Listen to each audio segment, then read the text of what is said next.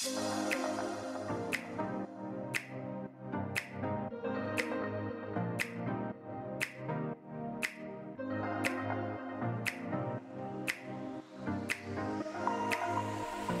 to the Feel Your Best Formula podcast. Are you over 40 and tired of struggling with your weight, dieting, and constantly feeling like you're starting over with nutrition and fitness? Do you wish you had more energy? Do you want to lose weight and finally keep it off for good? I'm Lil, a certified nutrition coach and former registered nurse. I too have been there, and at the age of 44, I decided I was done with fad diets and chasing a lower number on the scale. I was so tired of constantly starting over and wondering why I couldn't get lasting results. I became a nutrition coach and created the Feel Your Best formula for women who want to build muscle, lose fat, and keep it off for good. If you're ready to build a better relationship with food, the scale, and your body, let's build your formula for feeling your best. If you're new here, make sure to check the episode details for the link to my newbie starter guide. You'll receive an email straight to your inbox with everything you need to start building your Feel Your Best formula. I'm so glad you're here. Now let's dive into today's episode.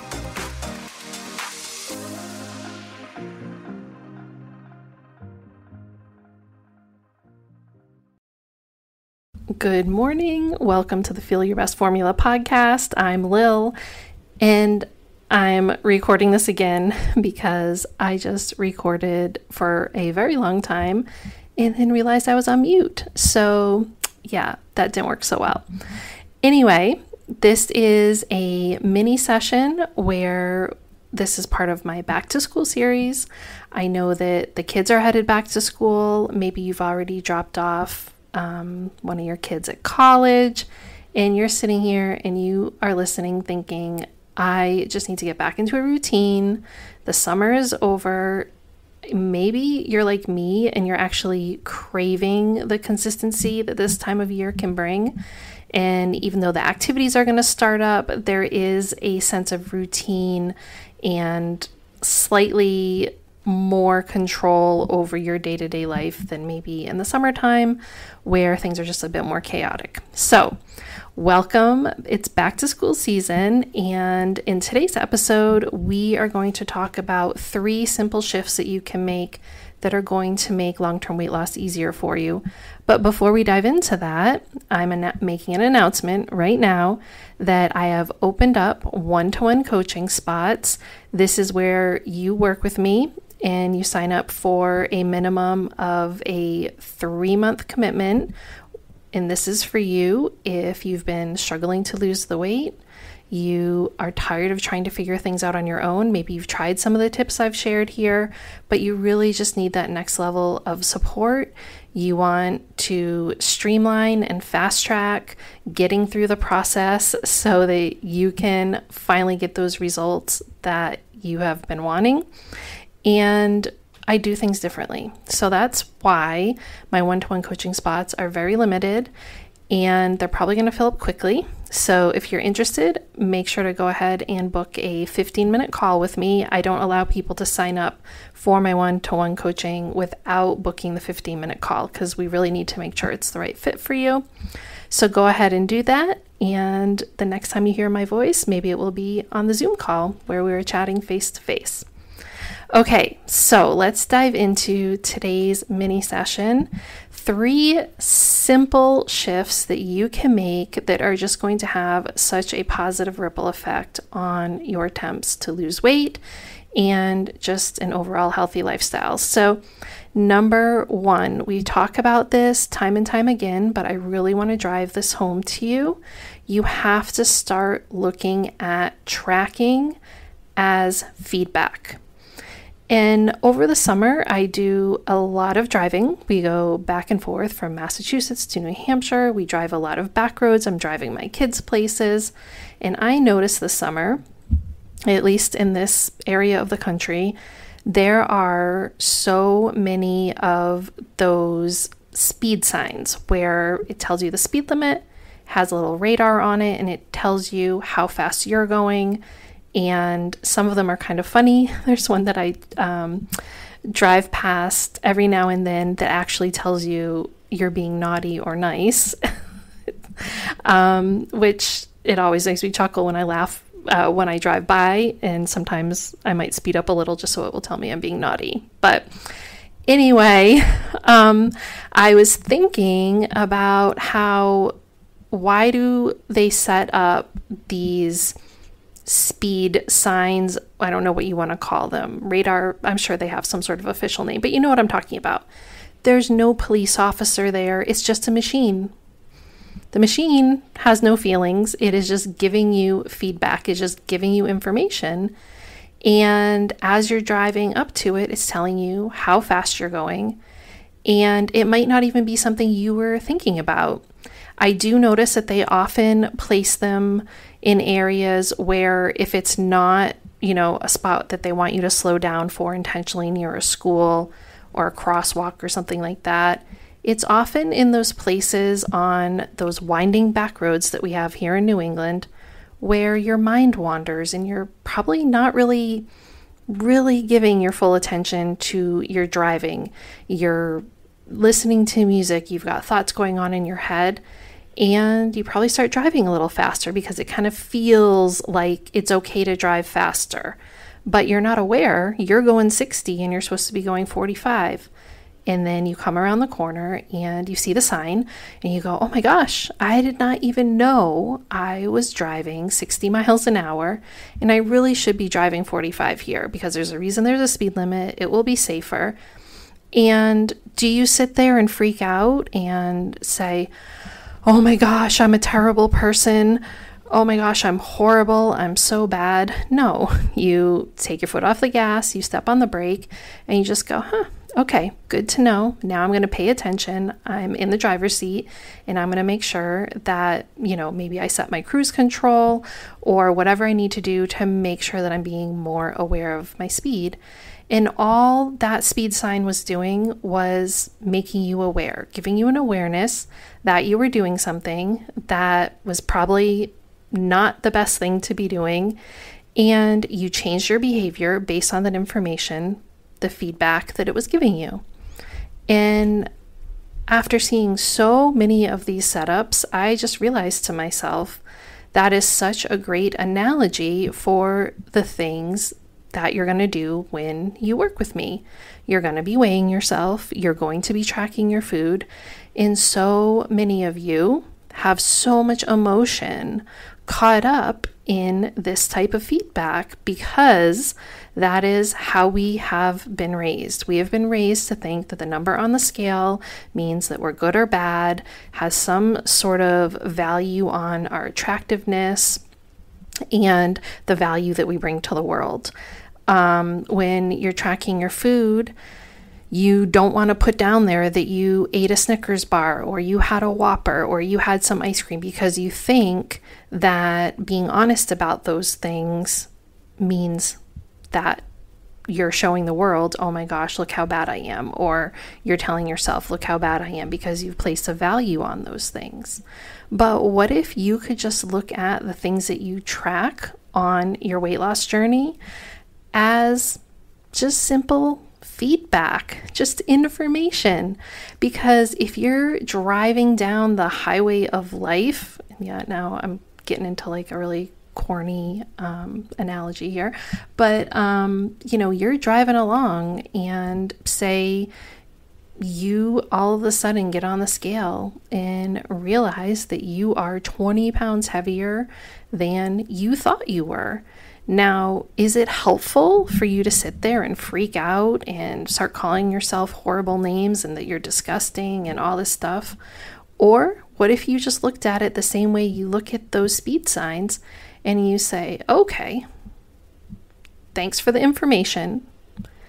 I'm going to take my foot off the gas, step on the brakes, make the changes that I need to make so I can start moving in the way that I want to in the world.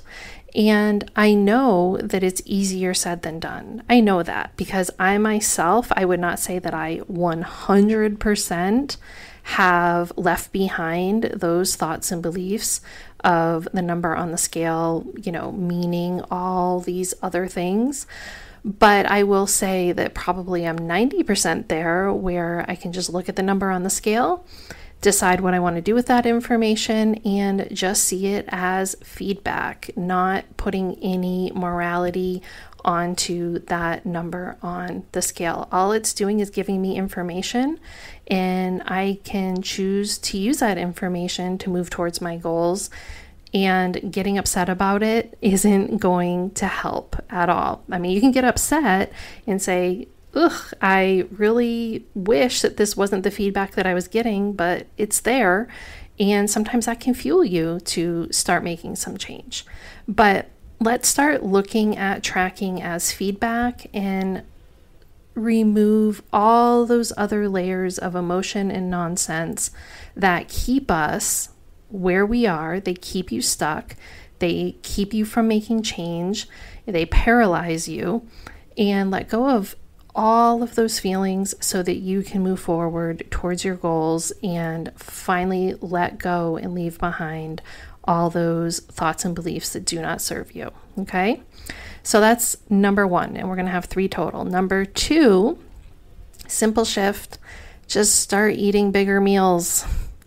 I'm having a day today where I kind of started my day off snacking with having like just some avocado toast, and then I had a pastry, and let me tell you, I very quickly was like, this is no good. I need to have some yogurt. I need to have a salad with some chicken. I really need to make sure that I'm getting my protein in and I am full and satisfied with my lunch so I can get out of this snacky ridiculousness that somehow I woke up today. I didn't really have a plan, and that's just kind of how my day went. And I did not feel good eating that way. I feel so good when I eat bigger meals, and I'm guessing you will too, as long as you don't have any underlying GI issues that require you to eat small, frequent meals. But eating 3 big meals a day and having maybe 1, maybe 2 snacks is such a game changer. My clients often go from eating 200 or 300 calories for breakfast to eating, wait for it, 500, 600, 700 calories for breakfast. And it's a game changer for them, because when you are full and satisfied, number 1, you do not obsess about food for hours. You are full, you are satisfied. You're not having a little snack. Say if you have a little 200 calorie breakfast, you're going to be hungry like an hour later. If it holds you over for 2 hours, that's a miracle. But you're just constantly thinking about food if you're eating all these small meals throughout the day. Instead, eat big meals. What I do is I figure out what your total calorie amount is per day. So if I decide that, you should be eating 2,200 calories per day, then we're going to divide that by 3. So divide 22 by 3, and that's about 700 calories per meal, with about 100 calories left over for a snack. You could do 700 calories for breakfast, 700 calories for dinner, a 200 calorie snack, and then a 600 calorie dinner. And there you are. You are reaching your calorie requirements and you're full and satisfied. You're not obsessed about food. Because when you snack all the time and you're always hungry, that's when you're going to be reaching for the candy. That's when you're going to be reaching for the chips. Your temptation to have those little bites, licks, and tastes and little handfuls and eating off your kids' plates, you're not going to be tempted when you're so full and satisfied with a really nourishing meal. And I know that you're probably scared to do this. I know that so many diets that I was on, if I think I'm, being healthy and losing weight, then it means I am eating very little. And honestly, that just led me down the road to so much binging and just this vicious cycle that does not feel good. So Even if it's a little uncomfortable for you, I encourage you to eat filling meals with nice whole foods, well-rounded, portioned out, using your macros, weighing your foods, and just do it for a few days and see how you feel. You know, there's all kinds of misinformation and thoughts and beliefs out there about weighing your food and it being disordered. But do you know why I weigh my food? I weigh my food to make sure I'm eating enough food, in particular protein.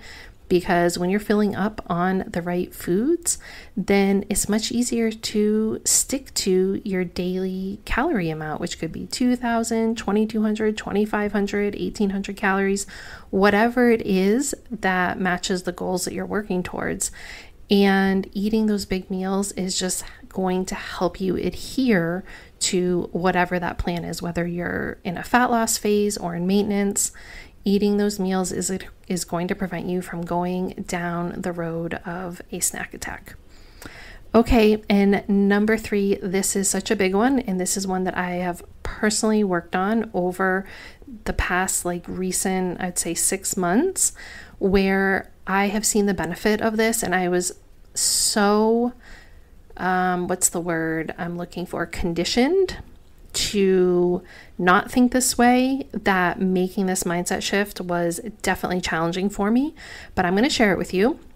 And that is this idea, and I would say fact, not just an idea, that sleep is actually more important than your workout. And maybe not every day, I would love for you to create a consistent workout routine where you're strength training 2, 3, 4, 5 days a week. But if you find yourself exhausted, so tired, burnt out, and you're beating yourself up thinking, I need to wake up at 4:30 a.m., 5 a.m. for my workout, when maybe you didn't go to bed until 11 p.m. or midnight, let me tell you, you are not doing yourself any favors. It is while you're sleeping that your body repairs itself. That is where your body builds muscle, and your body needs to rest. I definitely have gone through those phases where I believed that the person who got up at 5 a.m. and did a workout was doing the better thing than the person who slept an extra hour. And since I've cut back my workouts to just 4 strength training workouts per week, I have seen the incredible results that I've gotten with gains in my strength, taking the extra rest days, getting more sleep. And it has just had such a profound effect on my results and how I feel and how much happier I am about my daily and weekly routines. So if you're beating yourself up thinking you got to be working out 5 days, 6 days a week, dial it back, get some sleep, watch how your workouts go, watch how much stronger you feel when you've taken a 2-day rest, and see what your workout feels like when you've taken that time to give your body the rest that it deserves.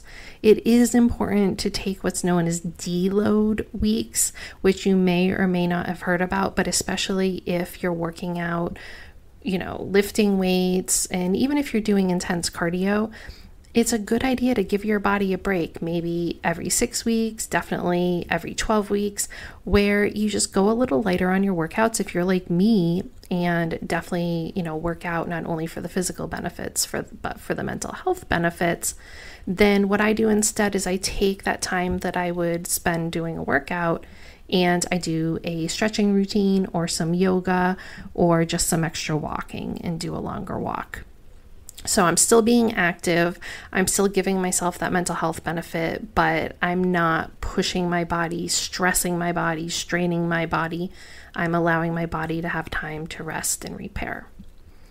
So that's it. Let's review. Number 1, start looking at tracking as merely feedback. Number 2, start eating bigger meals.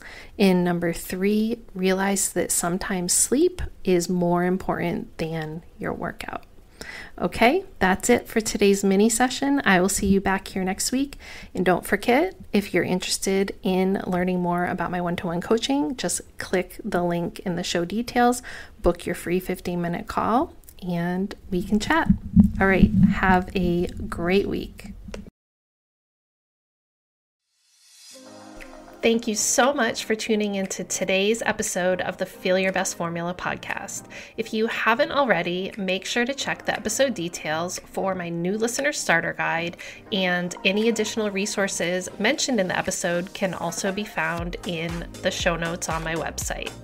You can always find me on Instagram at Macros with Lil, and for more healthy lifestyle tips, recipes, and information on my one-to-one and group coaching services, make sure to check out my website. All the links can be found below. If you know someone else who is ready to start building their formula for feeling their best, please share the love and send them a link to the podcast. I hope you found today's episode helpful, and I'll see you back here next week for a brand new one.